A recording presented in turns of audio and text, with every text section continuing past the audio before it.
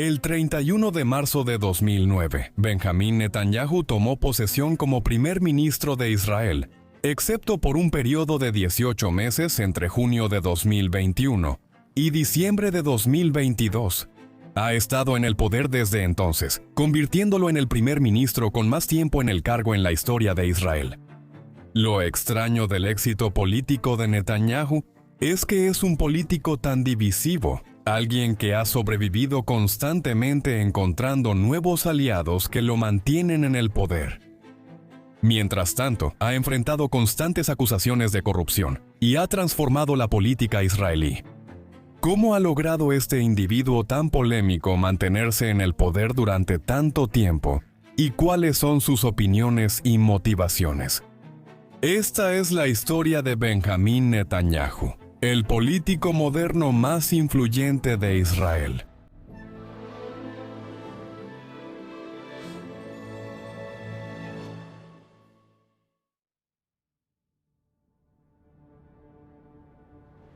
El hombre, conocido en la historia como Benjamín Netanyahu, nació el 21 de octubre de 1949 en la ciudad de Tel Aviv, en Israel.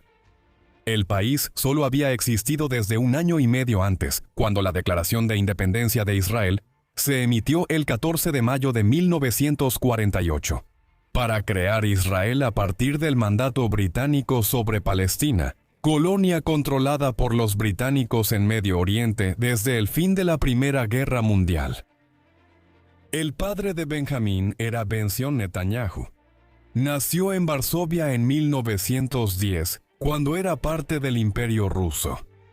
El apellido de Benzion era originalmente Milaikovsky.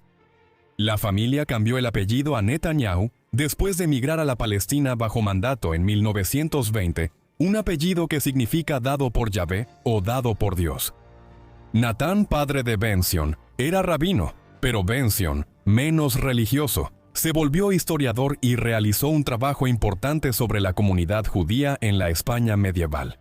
Antes de su coerción forzada y expulsión masiva a finales del siglo XV, Benzion también era un ferviente nacionalista israelí y defensor del concepto de una gran Israel. La idea sostiene que cualquier Estado israelí debe abarcar toda la Palestina mandataria y zonas circundantes, como partes de Jordania, los Altos del Golán, sur del Líbano y la península del Sinaí en Egipto. En el momento del nacimiento de Benjamín, Benzion estaba en un periodo de incertidumbre, debatiendo si continuar sus esfuerzos para obtener un puesto en el ámbito académico o entrar en la política. Se había casado con la madre de Benjamín, Sila Segal, en 1944. Tuvieron 3 hijos, todos varones. Benjamín era el hijo del medio. Un hijo mayor, Jonatán, nació en 1946, mientras que el menor, Ido, nació en 1952. Sila había nacido en Petah Tikva, al este de Tel Aviv, en 1912. Su familia migró al territorio, aún parte del Imperio Otomano en 1911, desde Minneapolis, Estados Unidos. Antes se habían mudado a América desde Lituania. En la zona de asentamiento del Imperio Ruso, en la década de 1870, en una época de marcado antisemitismo en las tierras rusas. Benjamín no nació exactamente en un país en guerra. En 1949, tras la Primera Guerra Árabe-Israelí, se logró una paz inestable. El conflicto tenía raíces profundas desde hace mucho tiempo. El pueblo judío fue dispersado varias veces, desde el Levante, la región de Medio Oriente, que se extiende a lo largo de la costa del Mediterráneo Oriental, y más al este hacia el Mar Muerto y el río Jordán. Las consecuencias de la primera revuelta judía contra Roma, entre 66 y 73 después de Cristo, provocaron que muchos judíos migraran al norte de África y Europa. En la antigüedad, experimentaron un antisemitismo sostenido en muchas de sus nuevas tierras adoptivas a lo largo de los siglos. El sentimiento antijudío crecía en Europa a finales del siglo XIX. De ahí nació el movimiento sionista. La idea de que los judíos regresarían a su antigua tierra y fundarían un nuevo Sion llevó a que comenzaran a migrar en números modestos a territorios del Imperio Otomano en el Levante entre 1880 y principios de 1910. En esta etapa, compraron tierras para fundar nuevos asentamientos judíos. Los Segal fueron de los primeros colonos. La migración judía intensa inició tras la Primera Guerra Mundial, cuando los británicos controlaron la región. Durante todo el periodo de entreguerras, hubo un debate sobre cómo se dividiría el mandato entre los árabes, musulmanes, palestinos y la comunidad judía. Ese debate se volvió especialmente intenso después de la Segunda Guerra Mundial y el Holocausto en Europa. La oposición violenta al dominio británico llevó al Irgun, un grupo paramilitar sionista, a bombardear el Hotel King David en Jerusalén el 22 de julio de 1946, causando 91 muertos. A partir de entonces, los británicos buscaron desvincularse de la Palestina mandataria, con un plan de las Naciones Unidas para dividir el mandato en dos países, Israel judío y Palestina musulmana. Fue elaborado en 1947, pero los palestinos lo rechazaron, lo que llevó a la independencia unilateral de Israel en mayo de 1948, reclamando todo el territorio. Siguió la Primera Guerra Árabe-Israelí, donde Egipto, Transjordania, Siria y Líbano atacaron a Israel para recuperar regiones palestinas. La guerra terminó unos meses antes del nacimiento de Benjamín, cuando Egipto tomó Gaza y Transjordania ocupó Cisjordania y Jerusalén Este. La infancia de Benjamín estuvo marcada por su identidad dual estadounidense-israelí. Durante la Segunda Guerra Mundial, su padre Ben-Zion se mudó a Estados Unidos para integrarse al grupo sionista que buscaba influir en el gobierno estadounidense durante el Holocausto. En 1947, Ben-Zion firmó una carta en el New York Times contra la propuesta de la ONU de dividir el mandato británico en dos estados. La familia ya tenía lazos con Estados Unidos cuando nació Benjamín y, a mediados de los años 50, se mudó a Pensilvania para que Ben-Zion pudiera asumir un puesto como profesor de lengua y literatura hebrea en la Universidad Dropsey en Filadelfia, la primera universidad judía avanzada en Estados Unidos. Después, Ben-Zion tomó un cargo en la Universidad de Cornell en Nueva York. Todo esto significó que, aunque Benjamín y sus hermanos pasaron una cantidad considerable de tiempo en Israel, gran parte de su juventud la vivieron creciendo en Estados Unidos. Mientras Benjamín, sus padres y dos hermanos se mudaban entre Israel y Estados Unidos, las fronteras y el estatus internacional de Israel también cambiaban. Egipto fue prácticamente una colonia británica desde 1882 por el gran interés del Imperio Británico en el país, tras la inauguración del Canal de Suez en 1869. Egipto obtuvo más independencia tras la Primera Guerra Mundial. Durante el conflicto contra la Alemania nazi entre 1939 y 1945, Egipto fue la principal base británica en el norte de África. Esa situación cambió tras la guerra. El 23 de julio de 1952 ocurrió la Revolución Egipcia, un golpe militar que llevó al nacionalista panárabe Gamal Abdel Nasser al poder en 1954. En julio de 1956, nacionalizó el Canal de Suez, que hasta entonces estaba bajo la influencia de Gran Bretaña y Francia. Esta acción desencadenó la Segunda Guerra Árabe-Israelí, mejor conocida como la Crisis de Suez, cuando Israel invadió Egipto el 29 de octubre para terminar el bloqueo egipcio a los envíos israelíes por los estrechos de Tirán y el Golfo de Aqaba. La guerra duró semana y media. Después, Gran Bretaña y Francia se unieron a Israel, aunque Estados Unidos se oponía al conflicto. La crisis, por lo tanto, demostró que había límites al apoyo estadounidense a Israel en ese momento. En los años siguientes surgieron movimientos nacionalistas palestinos, principalmente en el recién independizado y petrolero Golfo. Estados como Kuwait, donde muchos migrantes de origen palestino se habían asentado tras su expulsión de Israel en 1948.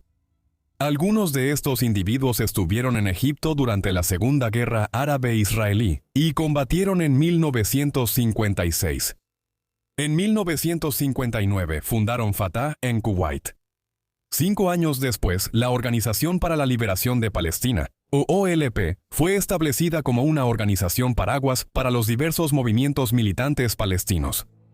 En 1969, Yasser Arafat, militante egipcio de origen palestino, asumió la presidencia de la OLP. Tendría un papel clave en la historia de Netanyahu en las siguientes décadas.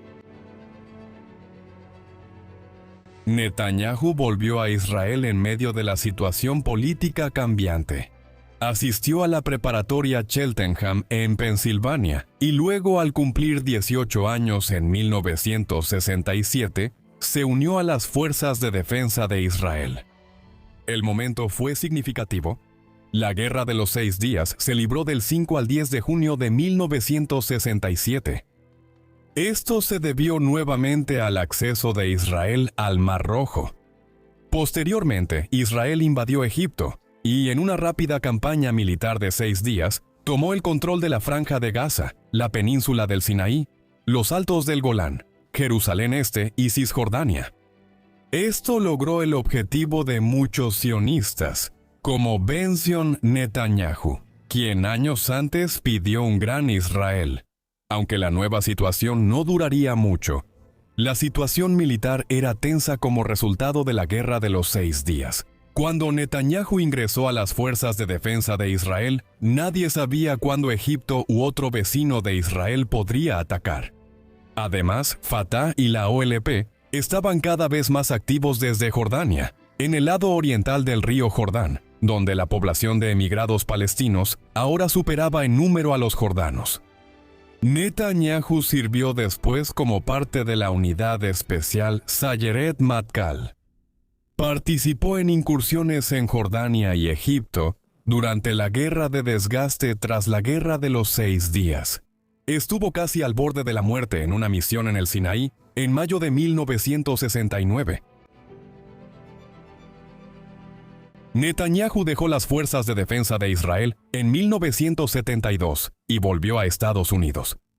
Ahí empezó a estudiar arquitectura en el Instituto Tecnológico de Massachusetts. Sin embargo, pronto estaba de regreso a Israel. El 6 de octubre de 1973, una coalición árabe encabezada por Egipto, Siria, la OLP y otros atacó Israel por sorpresa. Durante Yom Kippur, el día más sagrado del judaísmo, la guerra de Yom Kippur revirtió varios avances israelíes obtenidos en la Guerra de los 6 días de 1967. Egipto recuperó parte de su territorio perdido. Más importante aún, la guerra convenció a muchos dentro de Israel de que serían necesarias negociaciones con los vecinos de Israel si alguna vez se quería lograr una situación de seguridad duradera. El conflicto de 3 semanas llevó a Netanyahu a regresar brevemente a Israel para reincorporarse a las Fuerzas de Defensa de Israel.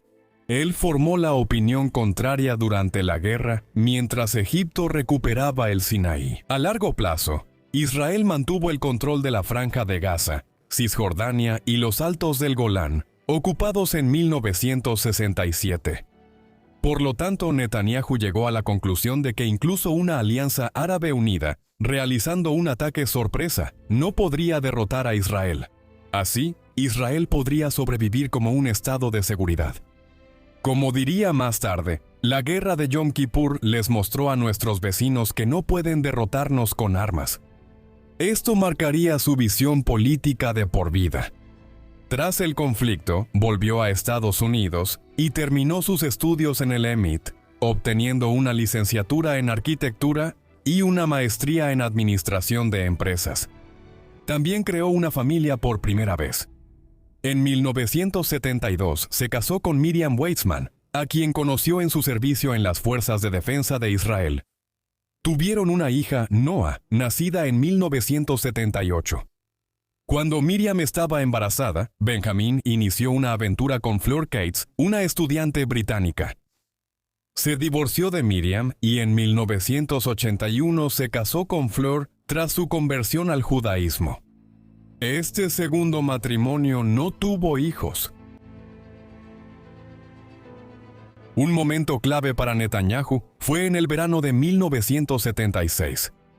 Jonatán, su hermano mayor, estuvo más tiempo en las fuerzas de defensa de Israel que Benjamín, y en 1976 ya era comandante de alto rango en las fuerzas especiales. Fue seleccionado para liderar lo que ese verano se conoció con el nombre en clave de Operación Rayo. Sin embargo, suele llamarse Asalto de Entebbe, por el Aeropuerto Internacional de Entebbe en Uganda, donde ocurrió la misión. El 27 de junio de 1976, un vuelo de Air France de Tel Aviv a París, con escala en Atenas, fue secuestrado por miembros del Frente Popular para la Liberación de Palestina. Desviaron el avión a Libia y luego a Uganda, donde sus acciones fueron celebradas por el dictador ugandés Idi Amin. Se lanzó la Operación Rayo para rescatar a los rehenes en Entebbe.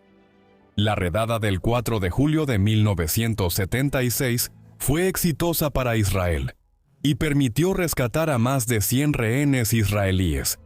Los rehenes no judíos ya habían sido liberados antes de la redada. Sin embargo, un soldado israelí, Jonathan Netanyahu, fue abatido y muerto durante la operación en Entebbe. Netanyahu ya era sionista y se oponía a una solución pacífica al conflicto israelí-palestino en los años 70. La muerte de su hermano en la redada de Entebbe reforzó aún más sus ideas. En 1976, tras obtener su maestría en Administración de Empresas, Netanyahu empezó a trabajar en Boston Consulting Group, firma de consultoría en gestión. En 1978 volvió a Israel. Fundó el Instituto Antiterrorista Jonathan Netanyahu y empezó a involucrarse en política por primera vez. Un periodo trabajando en negocios en Jerusalén fue seguido por otro regreso a Estados Unidos, esta vez como el segundo, el diplomático de mayor rango en la Embajada de Israel en Washington. Entre 1982 y 1984, un momento crucial en la política israelí, pues el país participó directamente en la guerra civil libanesa. En 1984, tras el fin del mandato de 6 años de Yehuda Blum, Netanyahu lo sucedió como embajador de Israel ante las Naciones Unidas. Durante los siguientes 4 años, Netanyahu se ganó la reputación de ser un defensor feroz de Israel en el escenario internacional y un opositor a los esfuerzos de la ONU por negociar una solución pacífica al conflicto israelí-palestino. En 1988 regresó a Israel y fue elegido para la Knesset, el parlamento israelí. Se postuló como miembro del Likud, partido de derecha fundado en 1973, poco antes de la guerra de Yom Kippur. Este hecho hizo que el partido ganara popularidad desde su primera elección en diciembre de 1973. Ganó la mayoría de las elecciones entre 1977 y 1992. Tras ganar la elección parlamentaria con Likud en 1988, Netanyahu fue nombrado viceministro de Asuntos Exteriores. Mientras Netanyahu ascendía rápido, la política israelí y el Levante, así como el norte de África, experimentaban cambios acelerados. Eso marcaría la política israelí por décadas. Después de la guerra de Yom Kippur, el foco de los conflictos en el Levante se había desplazado al Líbano, un territorio que antes estaba bajo mandato francés. Ese país tenía el panorama religioso más diverso de Medio Oriente, incluyendo una gran comunidad cristiana. Los conflictos internos y la llegada de la OLP a inicios de los 70 provocaron la guerra civil libanesa en 1975. Israel se involucró a principios de los años 80 y logró expulsar a la OLP del país para proteger la frontera norte de Israel. Arafat y la OLP se exiliaron en Túnez y pasaron el resto de los años 80 y principios de los 90 en el norte de África. A finales de 1987, surgió un nuevo movimiento palestino en Gaza y Cisjordania contra el dominio israelí. Esto se llama la Primera Intifada.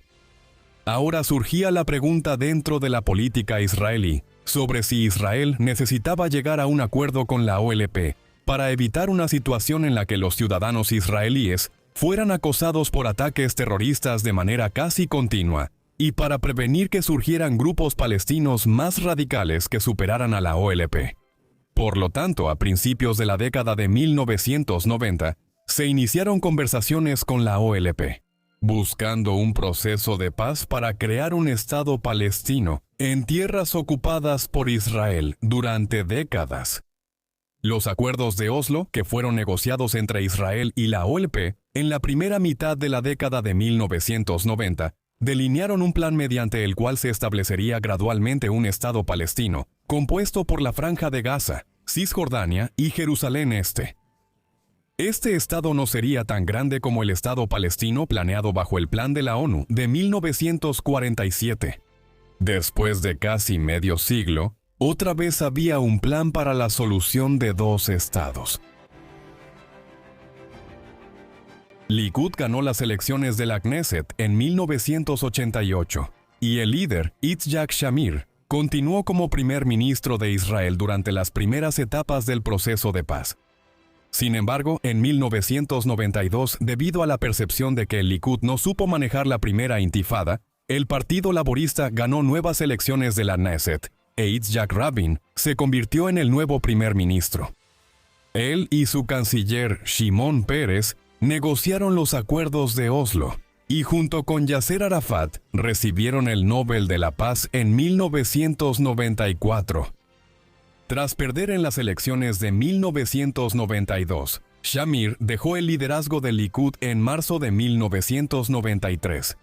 Netanyahu fue elegido sucesor. Fue una época turbulenta en la política israelí, con el país cada vez más dividido entre quienes apoyaban una solución negociada al tema palestino para que israelíes y palestinos convivieran en paz, y aquellos que creían que la única manera de asegurar el futuro de Israel era estableciendo un Estado militar fuerte. Las divisiones en el país se hicieron evidentes cuando Yitzhak Rabin fue asesinado la noche del 4 de noviembre de 1995 en Tel Aviv, al final de una manifestación en apoyo a los acuerdos de Oslo. Yigal Amir, extremista israelí contrario al proceso de paz, fue su asesino. Esto, junto con varios atentados palestinos como las bombas en autobuses en la calle Jaffa, el 25 de febrero de 1996, abrió paso a nuevas elecciones en la Knesset en mayo de 1996. En la votación, el Partido Laborista obtuvo una participación ligeramente mayor que el Likud, pero Benjamin Netanyahu logró negociar una coalición que lo llevó al poder como el primer ministro más joven de Israel, con 46 años de edad. La nueva familia presidencial era él y su tercera esposa, Sara. Se había divorciado de Flor Katz en 1984 y se casó con Sara en 1991. Tienen dos hijos, Yaya y Avner, nacidos en 1991 y 1994. El primer mandato de Netanyahu como primer ministro de Israel fue muy diferente a su tiempo posterior como líder del país. En 1996, Estados Unidos era visto como la única superpotencia triunfante del mundo después del final de la Guerra Fría. En este contexto, el presidente Bill Clinton y su administración buscaban avanzar hacia la solución de dos estados. Independientemente del gobierno en Israel, Netanyahu sabía esto y tuvo que adaptarse a los deseos de Estados Unidos, algo que no logró años después. Así, por ejemplo, aceptó el Protocolo de Hebrón en enero de 1997, que delineaba planes para una mayor retirada israelí del sur de Cisjordania, el componente central, parte del Estado palestino planeado, junto con la Franja de Gaza y Jerusalén Este. Sin embargo, Netanyahu también intentó obstaculizar el proceso de otras formas. Por ejemplo, se opuso a hacer más concesiones sobre la soberanía compartida de Jerusalén. Manejar intereses opuestos le hizo perder apoyo. Los sionistas de línea dura se oponían a cualquier concesión adicional a los palestinos. Para quienes apoyaban los acuerdos de Oslo y el proceso de paz, Netanyahu no avanzaba lo suficiente. La caída de su apoyo y los cargos de corrupción provocaron una moción de no confianza y elecciones anticipadas en mayo de 1999. Las elecciones de la Knesset el 17 de mayo de 1999 produjeron uno de los parlamentos más fragmentados en la historia de Israel. El voto del Likud bajó al 14%, mientras que grupos de derecha como Shas crecieron, pues opositores al proceso de paz se alejaron del centro. Finalmente, una coalición de partidos tanto de izquierda como de derecha fue formada por Ehud Barak, el líder del Partido Laborista. Él reemplazó a Netanyahu como primer ministro, pero el gobierno fue inestable y solo duró 2 años. En 1999, Netanyahu cedió el liderazgo del Likud a Ariel Sharon y dejó la política para regresar al mundo de los negocios. Fue solo una pausa breve.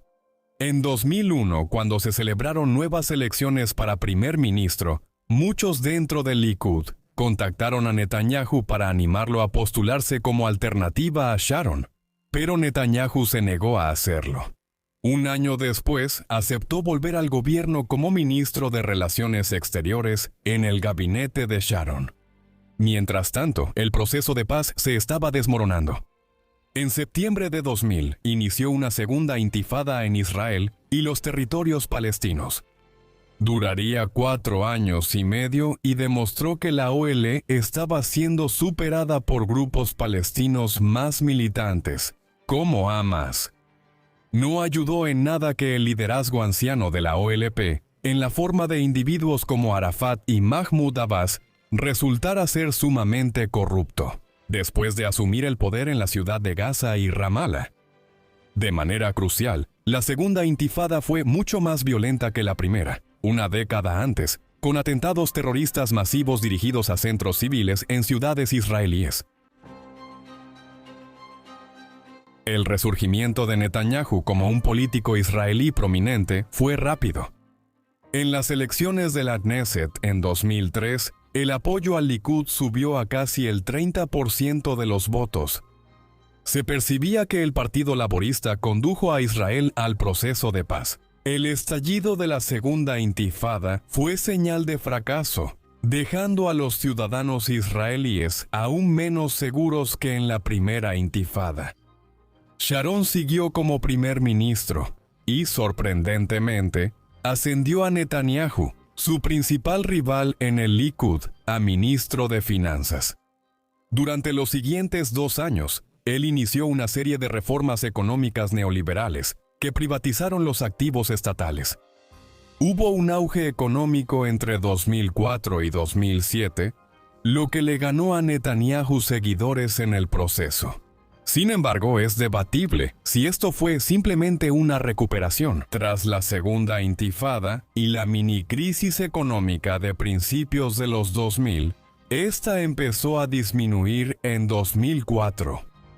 En noviembre, Yasser Arafat murió en circunstancias posiblemente sospechosas en un hospital en Francia, y su sucesor, Mahmoud Abbas, negoció el fin de la intifada en la cumbre de Sharm el-Sheikh en febrero de 2005. El nuevo plan de paz implicaba que Israel se retirara de la Franja de Gaza, un proceso que se completó bastante rápido en el otoño de 2005.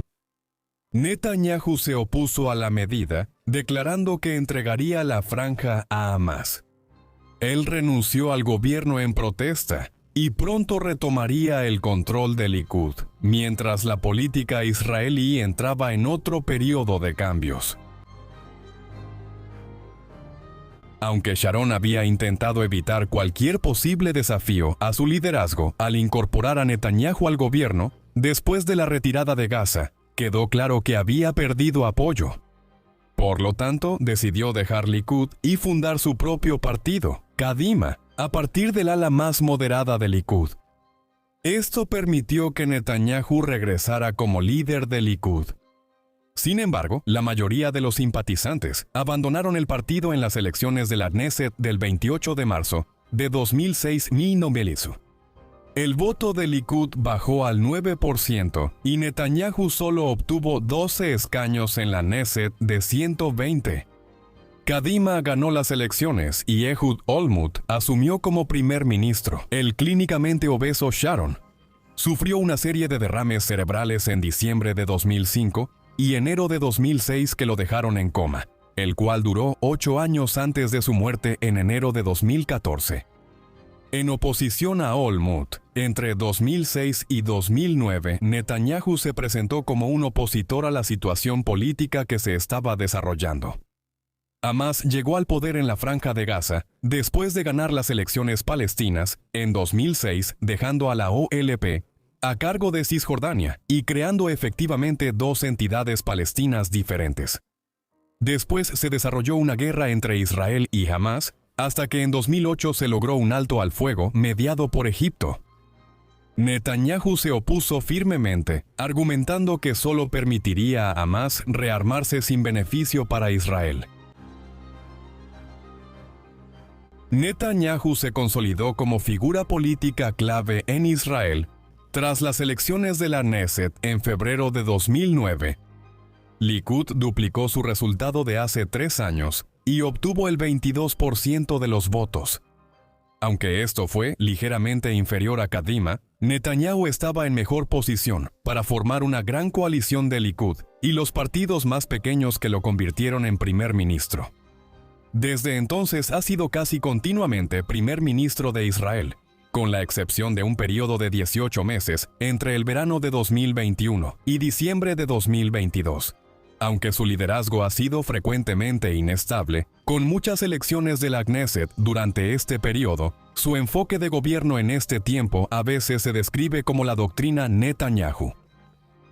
Netanyahu ha supervisado el alejamiento del proceso de paz para crear un estado de seguridad que busca expandir la presencia de Israel en el Levante. Esto ha sido posible gracias a una mayor militarización y al desarrollo de mecanismos de seguridad de alta tecnología, como el sistema de defensa aérea Cúpula de Hierro. La doctrina de Netanyahu busca que Israel sea autosuficiente y fortalezca su economía, en vez de depender de grandes subvenciones financieras de la comunidad judía estadounidense y del gobierno de Estados Unidos, como en generaciones pasadas. La gestión de Netanyahu se ha caracterizado por impulsar un estado de seguridad como alternativa al proceso de paz y por fortalecer la economía israelí, en especial el sector tecnológico. En algunos aspectos ha tenido éxito, pero en otros no ha dado seguridad a largo plazo. El enfoque de Netanyahu hacia el problema palestino y los enemigos de Israel en la región circundante, especialmente Hezbollah en Líbano, ocurrió junto con una sucesión de conflictos en la década de 2010. El 14 de noviembre de 2012, el gobierno de Netanyahu inició la Operación Pilar de Defensa, una guerra de 8 días contra Hamas en Gaza. En Gaza hubo un conflicto más violento en el verano de 2014. En mayo de 2021, la breve intifada de la unidad provocó violencia en Israel, Cisjordania, Gaza, el sur del Líbano y los altos del Golán. Claramente hubo razones mixtas para estos enfrentamientos en diferentes momentos. La ausencia de liderazgo efectivo de la OLP en Ramallah y su corrupción intensificaron la inestabilidad y frenaron el proceso de paz. Netanyahu fue criticado frecuentemente. Demasiados líderes europeos, especialmente en Francia, criticaron la manera en que se alejó del proceso de paz a partir de 2009. En resumen, lo importante era Estados Unidos. Aunque la relación de Netanyahu con el presidente de Estados Unidos, de 2009 a 2017, Barack Obama, comenzó razonablemente bien, fue deteriorándose con los años, especialmente desde 2013. Tras iniciar negociaciones con Irán, principal rival de Israel en Medio Oriente, Estados Unidos buscó mejorar relaciones que habían sido tensas desde la Revolución iraní de 1979. Esto resultó en el Plan de Acción Conjunto en 2015, mediante el cual Irán acordó suspender elementos de su programa nuclear. Barack Obama criticó durante sus 2 mandatos la expansión de los asentamientos israelíes en Cisjordania, considerados ilegales según el derecho internacional. Ante las guerras, violencia y amenazas a la seguridad de Israel, cabe preguntarse cómo Benjamín Netanyahu se ha mantenido tanto tiempo en el poder. Esto es peculiar por la política israelí, donde un Knesset muy dividido impide que algún partido supere el 30% de votos nacionales. Desde los 90, pese a obstáculos, Benjamín Netanyahu ha sobrevivido políticamente como líder de Israel. En 2009 formó una amplia coalición y fue primer ministro. A pesar de que Likud quedó en segundo lugar detrás de Kadima en las elecciones de 2013, la participación de votos de Likud volvió a caer a casi el 21%. Netanyahu se alió con 5 partidos, incluidos ultraortodoxos como Shas y el centrista Yesh Atid, para volver al poder. Entre 2019 y 2021, Netanyahu superó la fuerte amenaza de la Alianza Azul y Blanco, liderada por el general retirado Benny Gantz, en varias elecciones consecutivas. Perdió el poder brevemente entre 2021 y 2022, pero regresó como primer ministro en diciembre de 2022, creando una coalición formada principalmente por Likud y partidos de extrema derecha como Shas y Otzma Yehudit. Este último estaba compuesto en gran parte por exmiembros del Partido K, un grupo político israelí que fue designado como organización terrorista por Estados Unidos en 2004. La formación del gobierno de Netanyahu en diciembre de 2022 fue vista en Israel y el extranjero como un movimiento sorprendente para regresar al poder. La posición de Netanyahu se fortaleció al final del mandato de Obama en 2017. Su sucesor fue Donald Trump, un presidente republicano con una administración mucho más simpática hacia él. Netanyahu logró influir nuevamente en Washington, D.C. durante el primer mandato de Trump. Por ejemplo, a finales de abril de 2018, Netanyahu presentó un conjunto de documentos y dio un discurso en el que alegó que Irán había violado en secreto los términos del acuerdo nuclear negociado por Obama. Poco más de una semana después, Trump declaró que Estados Unidos abandonaría el acuerdo y restablecería todas las sanciones económicas contra Irán. En términos más generales, el primer mandato de Trump fue significativo porque Netanyahu dio pasos importantes durante ese periodo hacia la normalización de las relaciones de Israel con el resto del mundo árabe. Antes, solo Egipto en 1979, acuerdos de Camp David, y Jordania en 1994, acuerdos de Oslo, habían reconocido a Israel. En 2020 se firmaron los acuerdos de Abraham. Así, Emiratos Árabes Unidos y Bahrein reconocieron a Israel, luego lo hicieron Marruecos y Sudán. Mostraron que los negocios y el dinero, más que la religión y alianzas étnicas, ahora moldean el Medio Oriente. A diferencia de los años 40, Netanyahu esperaba lograr el objetivo final de conseguir que Arabia Saudita, la potencia económica emergente del Medio Oriente, reconociera a Israel. Los acuerdos de Abraham fueron un golpe diplomático para Netanyahu y coincidieron con la caída de su popularidad política. Israel estaba pasando por numerosas elecciones a la Knesset en rápida sucesión y las acusaciones sobre su corrupción en el cargo iban en aumento. Israel tiene una cultura de corrupción en las altas esferas del Estado.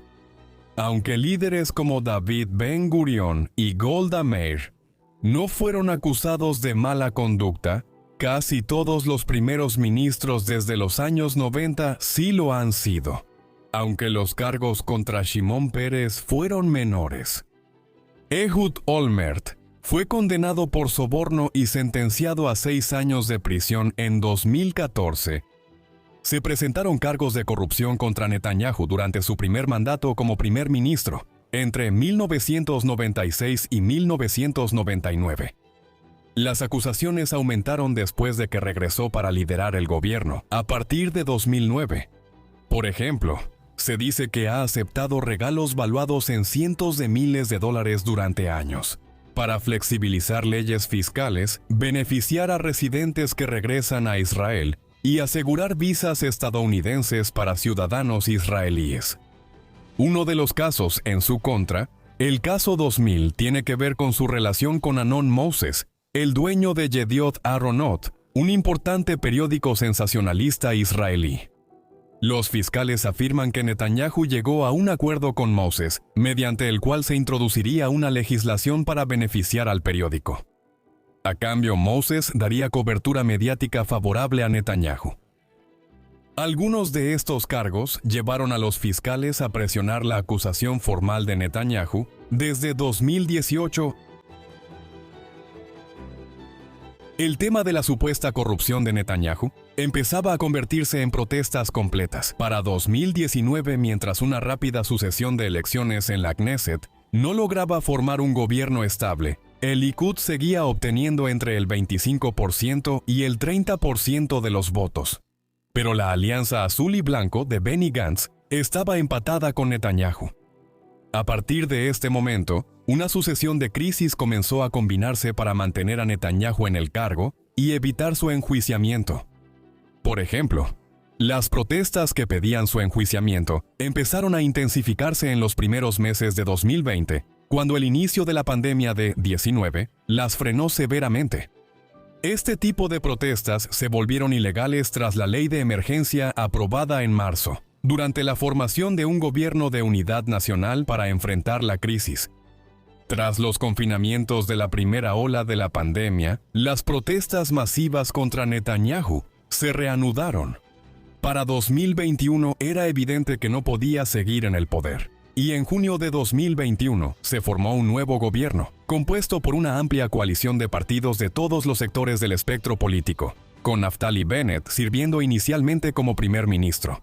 Durante todo este periodo, se llevaban a cabo procedimientos legales para llevar a Netanyahu a juicio. Al dejar el cargo, era probable que fuera condenado por algunos de los cargos en su contra. Por eso, en el verano de 2021, aunque la pandemia de COVID-19 retrasó su salida, la carrera política de Netanyahu parecía terminar, con sentencia de cárcel. En 2022 parecía que Netanyahu no lograría otro regreso, pero eso fue justo lo que hizo. El gobierno que formaron Bennett y otros en el verano de 2021 fue así. Con solo 61 votos de 120 en la Knesset, cada voto era crucial para sostener al gobierno. No fue posible mantener la cohesión por mucho tiempo en un gobierno tan dividido ideológicamente, cuyo único objetivo coherente era mantener a Netanyahu fuera del poder. Tras menos de un año, su mayoría colapsó y permitió el regreso de Netanyahu al poder a finales de 2022. La nueva administración enfrentó controversias desde el inicio. El nuevo ministro de Justicia y viceprimer ministro, Yariv Levin, propuso de inmediato implementar amplias reformas judiciales. Eso daría al gobierno más control sobre la Corte Suprema de Israel. La separación de poderes entre el poder judicial y el ejecutivo es un elemento clave de cualquier democracia moderna, una que garantiza que el gobierno en turno siga estando sujeto a la ley.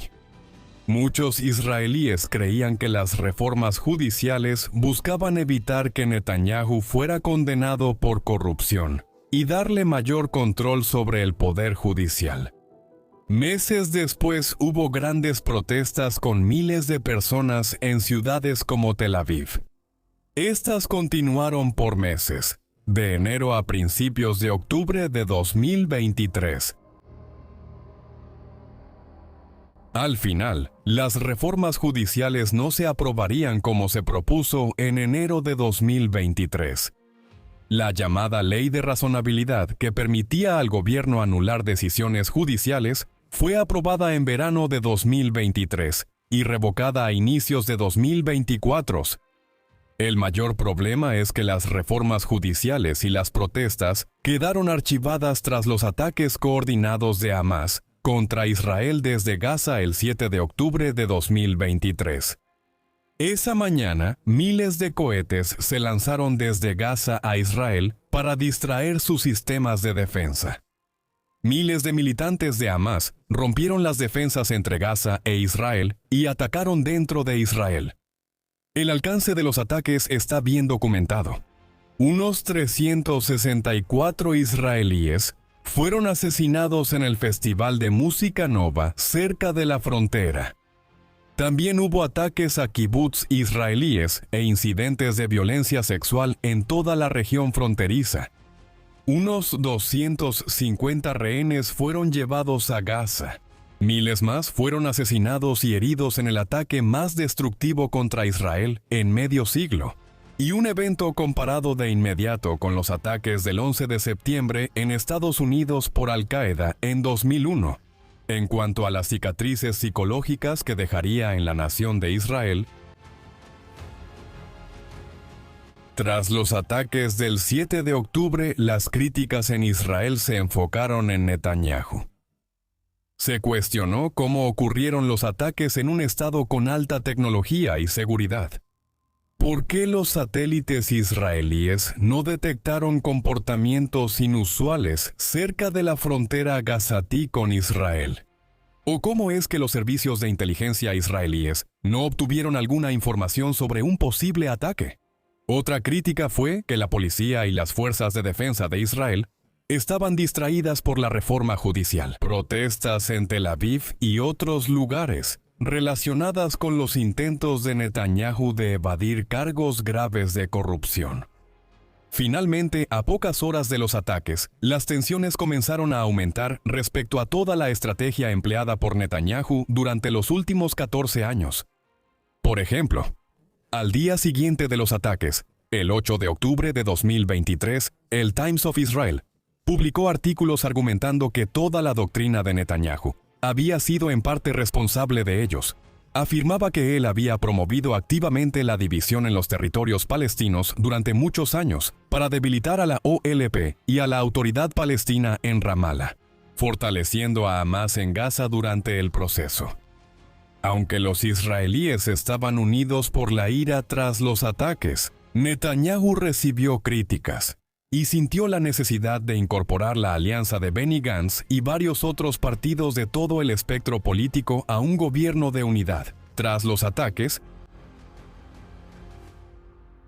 Netanyahu supervisó la respuesta israelí a los ataques del 7 de octubre desde finales de 2023 y más allá, hasta 2024 y 2025. La guerra prolongada ha sido muy controvertida y multifacética, expandiéndose a conflictos en otras partes de Medio Oriente. Al inicio, Europa y Norteamérica coincidían en que el gobierno de unidad liderado por Netanyahu tenía justificación para responder a Hamás. En la franja de Gaza, también consiguió con el tiempo la liberación de muchos rehenes llevados allí, mediante extensos intercambios de prisioneros. En 2024, el consenso sobre si Israel actuaba apropiadamente se rompió. La cuestión clave no era si Israel tenía o no derecho a hacer la guerra contra Hamás, sino si las fuerzas de defensa de Israel, dirigidas por el gobierno de Netanyahu, realizaban una campaña para matar civiles en Gaza. Al no permitir suficiente ayuda, como alimentos, agua, medicinas y combustible.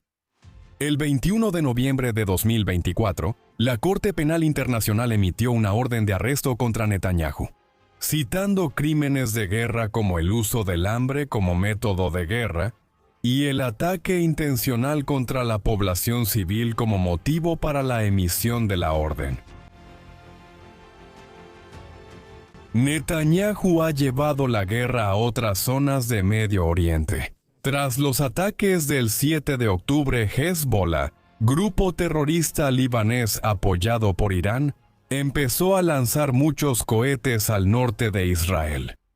Como resultado, la región fronteriza tuvo que ser evacuada. En respuesta, los israelíes comenzaron su propia campaña de bombardeos en Líbano, incluyendo Beirut, en el verano de 2024. Esto se amplió a una invasión terrestre el 1 de octubre de 2024. Los ataques de los hutíes en el Mar Rojo han provocado represalias de Israel y Estados Unidos contra ellos. Finalmente, después de intercambiar ataques menores en el otoño de 2024, Israel lanzó un bombardeo a gran escala contra Irán el 13 de junio de 2025 por órdenes de Netanyahu. Esto fue en respuesta a un claro esfuerzo de Irán por acelerar su programa nuclear como reacción al daño infligido a sus aliados en varios países de Medio Oriente.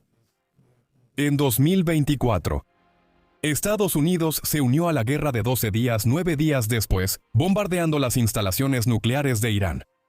Sin embargo, después, Netanyahu pareció excederse incluso para casi todos sus aliados. A finales del verano de 2025, en respuesta a una nueva campaña en Gaza, la Unión Europea comenzó a considerar modificar sus acuerdos comerciales con Israel. Un ataque israelí con misiles a una delegación de Hamas en Qatar, el 9 de septiembre, causó una fuerte llamada de Trump a Netanyahu. Como Qatar es un aliado clave de Estados Unidos, varias naciones europeas y occidentales reconocieron a Palestina como Estado en 2025.